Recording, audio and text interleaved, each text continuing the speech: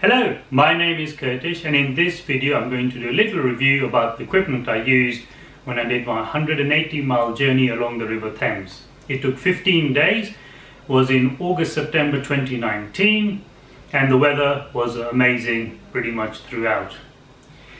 The starting point was this, which is the book by Mark Rainsley, Paddle the Thames. I would advise you to get the latest edition of the book. You're going to need it. And then from there you can actually go on further. When you are traveling, as I did on the non-tidal part of the Thames, you're going to need an Environment Agency license. Now either you can apply directly to them, or you can do what I did, which is join British Canoeing on the Water, which is their full membership, and that confers the license to be able to do that. If you join British Canoeing, it also confers a license for Canal and River Trust and Broads Authority as well. When I actually got stopped by any of the lock keepers or just quizzed about it, I would just talk, but if they wanted to, I could just take this out, show it to them, they had a look, and it was absolutely fine. Didn't have any problems whatsoever, and because it's highly recognized, it's not a problem. Now, when it comes to the actual equipment I used, I used the Amphibio Delta MX Packraft. I did make a modification to it. I added on 2 extra grab loops, which you'll see in the video. Now, apart from that, it worked an absolute treat, and the reason why I got it is because it's slightly longer, which allows a big beastie 75-litre rucksack like this to be shoved in along with another pack, and it allows you to go on your journey. If you are doing a journey and you're not going to be carrying all of this, I would advise you to get a smaller Packraft. Now, the paddle I used was this one, which was the Aquabound Manta Ray Hybrid. You can feather it in 15-degree increments to whatever angle you want, but I kept it at 0, and it comes with drip rings as well. This is an absolutely fantastic paddle. I would recommend this to anyone, as I would the Packraft. These two will work perfectly well for the conditions that I will be using it in the future as well, which is basically flat water and easy moving water.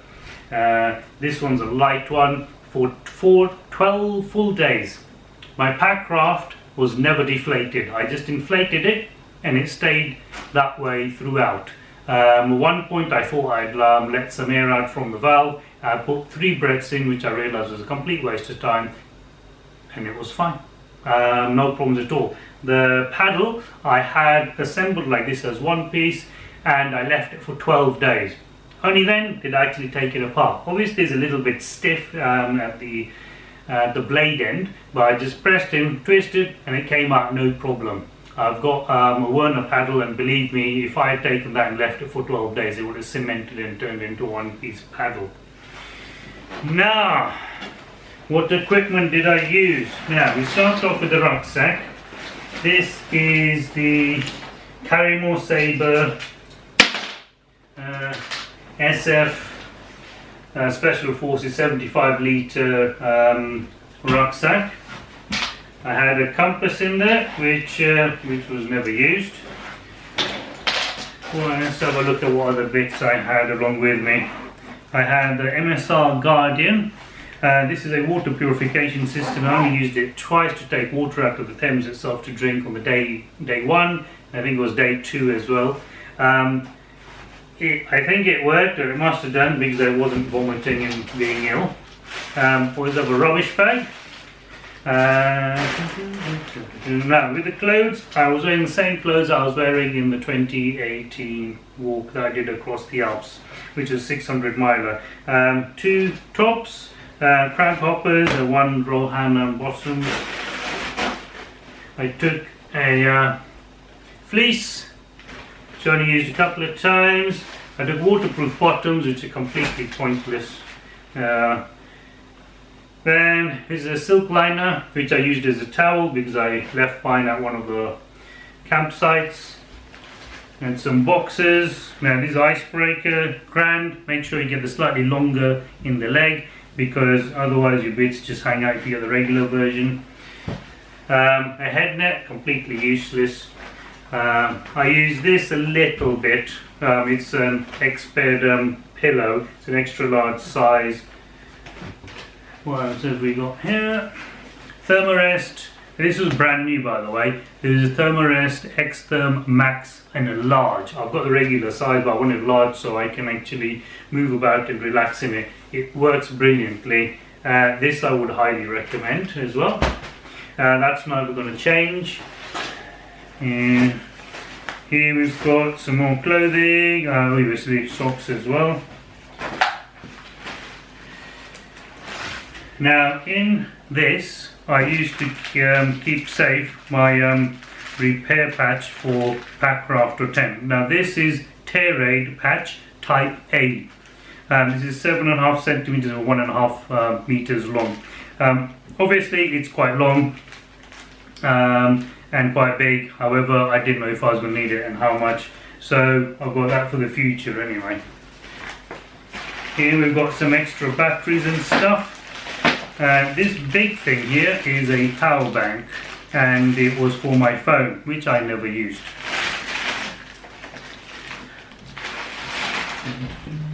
Obviously carrying extra batteries for things. And here we are, we've got toiletries. If you are going to take any liquids, put them in a screw top bottle, because otherwise things are going to leak. This is my shampoo. Take some nail clippers with you, and also take some flat headed tweezers. The reason for that is if you get any ticks or anything on you, you can pull them off. I never had any ticks, but just in case. This was essential. Plastic cup, and basically pour water on yourself to clean yourself. Insect repellent, which I used. Also, this was essential, sun cream as well. Now, in terms of toileting, although I had toilet paper, and that's not what I really use, I use these, which are toilet wet wipes. The reason for that is it cleans your bottom better, you use fewer of them. At no point did I ever leave anything, including this, at any wild campsites. I took it out in the rubbish bag which I had. And then when I came to a bin, I actually put everything in there. I never do fires, and this time I actually made a change. I did do a fire, but it was actually controlled because it was a cooker. This is the Primus Omni-Fuel, I believe. This worked really well. In terms of cooking, what I did is I would actually heat up and let the steam come out from the rice when it was being cooked for about 5 minutes. Then I would switch everything off and then leave it for another 10 minutes, and then it would be ready to eat. Not only was it perfectly cooked, it wasn't piping, it wasn't boiling hot, which meant I had to wait even longer for it to be able to eat it. That worked well. Obviously you got a little multi-tool that comes with this. This I also had as well. These are to actually hold the pot, and the reason for that is the actual handle that comes with the GSI pot which I use is rubbish, is a bit too heavy, and the pot will just fall over.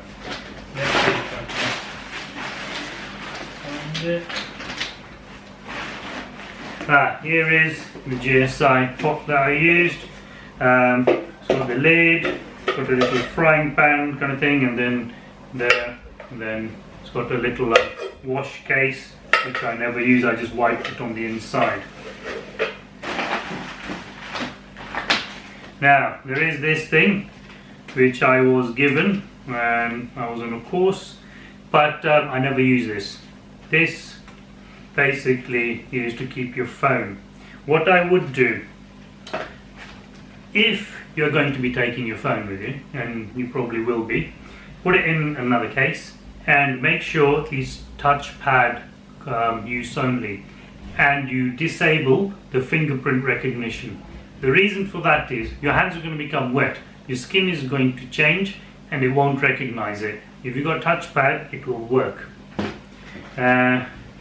Drift. This is a head cam thing which I had. It's completely rubbish.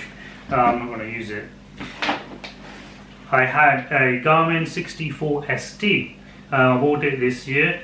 I had actually been on a course with that involved going on with the Garmin reps earlier this year. I used a number of the devices. We were out in the Peak District. I found that even the latest one, which is the 66 ST, was actually as bad as most of the other ones that they have, which is quite slow and not that good. However, the 64 ST, because it's been out for a while, the software and firmware on it are quite good, which means it works really well. I had 1 in 50,000 mapping on this one, and it was great. You don't need a GPS to be able to do this journey. However, it does make it easier to find out where you are if you got any doubt, which came in handy for me. Now, we've got some dental floss, never used it. This is essential, hand gel. You're not going to have clean water and everywhere to wash your hands, and you need that. Headlight, that was kind of like an essential as well. Vaseline, which I use. We've got deodorant. Now, this, you'll see I've got attached onto my Packraft a couple of, well, I got one bungee cord. This is a much longer one, which also had a carabiner. This is not a climbing carabiner, but it is quite substantial and sturdy. It's not the really tiny ones. So that worked really well, because when I was tying it around the tree. So I only really used once. I only used one of these a couple of times. I did have two. Would I need two? Yeah, you can take it, it's not going to do any harm, but you only really need one. The paddle I was using as an anchor anyway. For food, I was using basically a long handled spoon and a little knife, which this is the same stuff that I had from last year. I took a little selfie stick, which I never used. This is a snow peg we use for going when I wanted to go for a poo. This doesn't touch poo, you dig a hole, you do the poo and you cover it up. Mirror, pen, pencil. We've got some repair stuff in here. Thread, needles, super glue, tenacious tape, and a pair of scissors. Scissors are a bit full on, but I wasn't carrying the weight on my back. Here we have some food bags. This is essential. I look like a complete idiot. It doesn't matter. The wider the brim, I found, the better it is. So make sure when you do get a sun hat, it's got a nice wide brim. Reflection of the water didn't really cause me any problems at all. So I've had no real issue with not wearing sunglasses. However, might be something you may want to consider. Couple of litres of water, Nalgene bottles of course. Tent I was using, split up into two parts, this in the dry bag, this outside and could be soaking wet, is the fly sheet and the poles.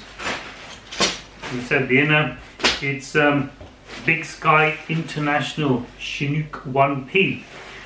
It's my go-to tent now for 3-season use, as it were, spring, summer, autumn. If it's going to be really badly wet or it's going to be cold, this is the wrong tent, you need something else. Yeah, for the camping mat, this is a sleeping bag. I took a synthetic one. This is Snugpack Tactical 4, which has a limit of -17, which means in my terms it will be suitable up to -7 degrees. The reason why I took this big beast and not my other one is because I'm going in damp, wet places. So if this got damp, it didn't matter. It worked a treat. Also had a little sheet just to wipe things with, which I never used. Then comes over to my food. Now, as I said, this was the first time that I actually cooked anything, because I normally never cook anything.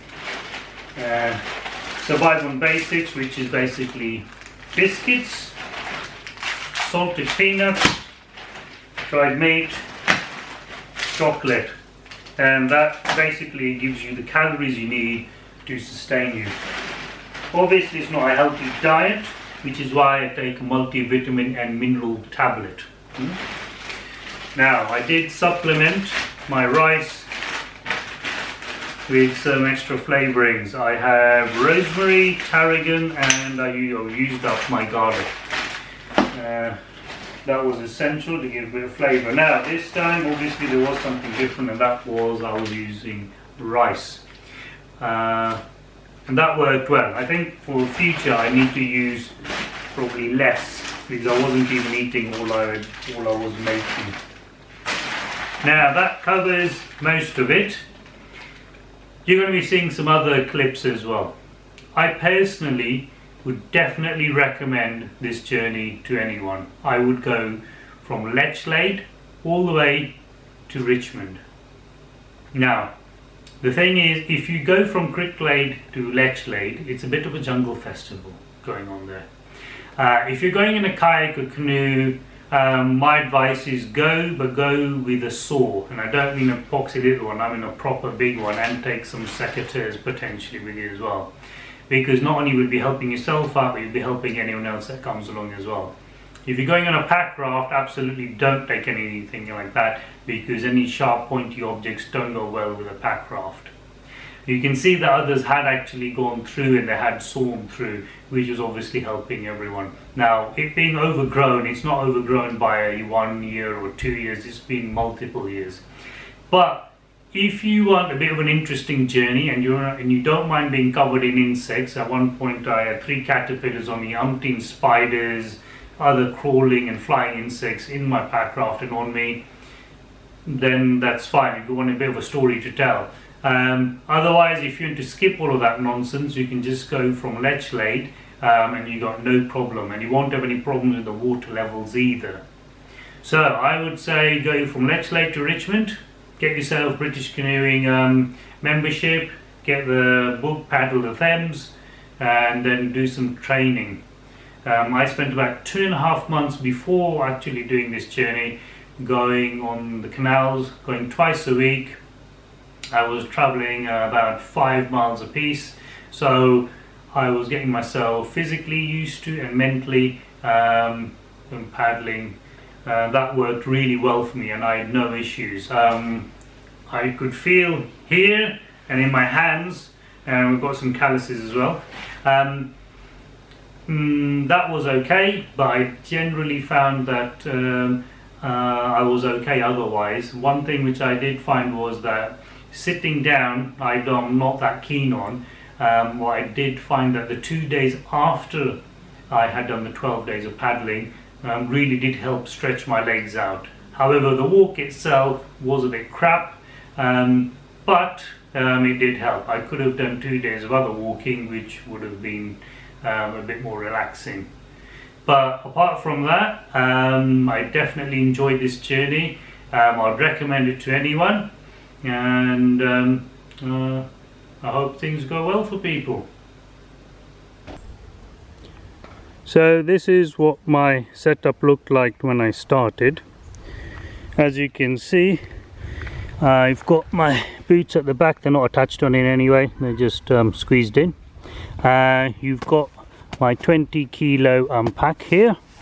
It's attached on with bungee, and there's a couple of loops, and I've put it through there on the rucksack. Rucksack's got plenty of attachment points. Then you had this carried 10 days worth of food. It actually weighed several kilos, and a cushion that was underneath my shins, and then I had another cushion which went underneath my bottom. We had the attachment here for the paddle, and that just stayed on throughout the journey. And then here I have another bungee, and that stayed on as well. So that was the initial setup. It worked really well from Cricklade to Cricklade, because as I was sitting more at the front end, it allowed me to deal with the jungle festival that was going on. So that worked well for that stage, but thereafter I would definitely change things up if I was advising anyone else. This is the position I then settled on after I experimented around a bit. As you can see, down the back is exactly the same. You've got the boots in exactly the same place. The rucksack is attached on with a bungee, exactly the same. The front part in the middle is changed slightly, so now I'm sitting more in a central position. I've got water between my knees and the food bag is right in front of me. That allowed better weight distribution, and if I wanted to eat or drink, I could without actually getting out. It worked really well, and this is what I'm going to be sticking to from now on. One of the key adaptations I made from the moment I got the Packraft was adding these two attachment points. I make use of them all the time. One of them is attached as a leash to the paddle and basically acts as my anchor, which is what I do pretty much all the time. Then the other one has got the bungee cord on it. I use that sometimes to tie off onto a ladder or something like that when I'm at a pontoon, stops it from going astray. And the only other ones which I use all the time are the ones at the back, but they come with the Packraft. So the adaptation I would advise you to make on this one is adding on these two attachment points. Now when it comes to sitting down, this is my preferred position. As you can see, I've got one cushion, rounded bit at the front, then I sit like so. You can see it's really supporting the ankles, and I'm pushing my weight forwards. The other one is exactly the same, rounded bit at the front. That then goes underneath my bottom. That then keeps me in a nice upright position and is comfortable. Remember, the Packraft is quite soft, so you don't need anything for your knees. And for the feet, I've definitely realized that wearing neoprene socks is the way to go. So these work really well. Barefoot doesn't really work. You'll end up getting pressure sores. And also when you're coming off onto the bank, I found these as well. These are great. Both the neoprene socks and these little water slippers I got from Decathlon for a very reasonable price. So that's what I would do. Now, one of the things you're going to be dealing with are the waves that boats are going to be making. If they're coming from in front of you and you're going to be on the right hand side of the channel, that's more straightforward, because as they come towards you, you can just face into the wave, ride it, turn and then carry on. It's more of a problem when they're actually coming from behind, because then you have to stop, turn around, face the wave, deal with that, then you can turn around and then carry on.